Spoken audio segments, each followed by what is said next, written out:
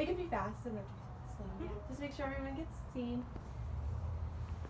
Okay, so here we go. I'm going to present a speech on the benefits of marijuana use in the United States and really just the use of marijuana in the United States. To start my introduction, the word cannabis comes from the word cannabis, which is actually a Greek word. It also has been tied to Hebrew words such as canvas and hemp. So that's kind of its origins. The prime focus of my speech is to answer the following questions. Who can benefit from the use of marijuana? Is it a healthy way to treat medical conditions? And is it safe to use with children? So that being said, I feel that this is a very important topic because the trend is really taking off, and I don't feel that very many people know what they are putting in their bodies. So that's why I chose this topic. So I would like to begin with the main chemicals of marijuana, or cannabis, as it is sometimes called.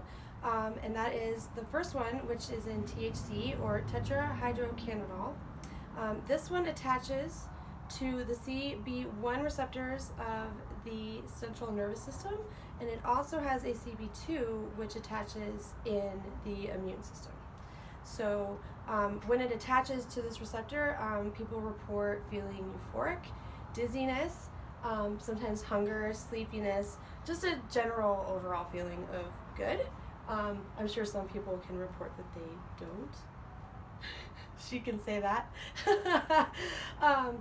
So that's THC. There is also another component, which is CBD, or cannabinol, which they have identified 85 different cannabinoids in marijuana. Wow. So that's pretty cool, isn't it? I think that's the main reason why it's increasing in popularity, because you can take CBD with all of these different cannabinoids and you don't feel the effects like you would with THC. Like, you don't feel so bogged down by it. Like, there's no really psychoaddictive effects, is what they're saying. So since we've talked about the chemicals that are in THC, next I would like to talk about the amount of use in the United States. So per Narcotic Control Board, and this was in 2016, 60,400 kilograms of marijuana was produced legally in the United States that year.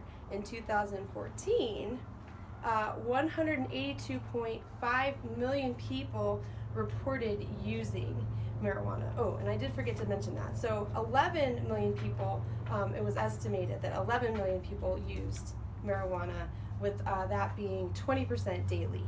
But this one I feel like is a little more accurate because it goes for the whole, as a human race as a whole, so it was equaled out to be 3.8%. Either way, that's still a pretty, when you think about it.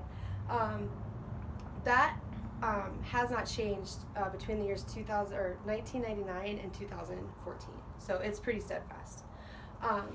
So that's pretty much the use. Now, I would also like to talk about the health conditions that people are using it for. So far, the studies that I have found is they've been trialing it on muscular sclerosis. They did 3 high-quality trials and 5 low-quality trials, and all of them proved effective. So that was pretty good, and it worked for their spasms and their pain, and that was for THC.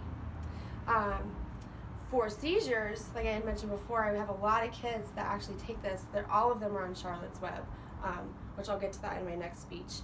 But CBD has been proven effective. As a matter of fact, everything I had found said that there was no FDA research, but they are actually in April of this year, they had went ahead and pushed forward a nasal CBD-based for seizures. So they pushed through medicine, so it's out there.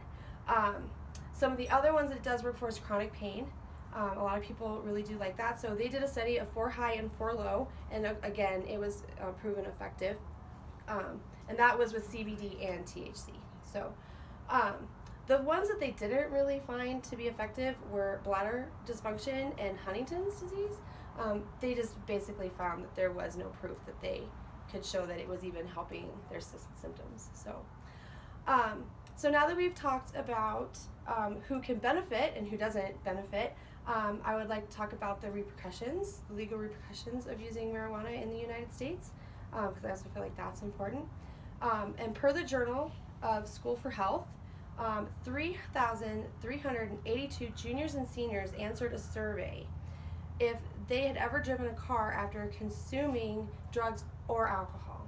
And a whopping 42% of that group answered yes. And then when they furthered that study, they got to the 7th graders and found that most of them had gotten into a car with someone who had either been drinking or using drugs.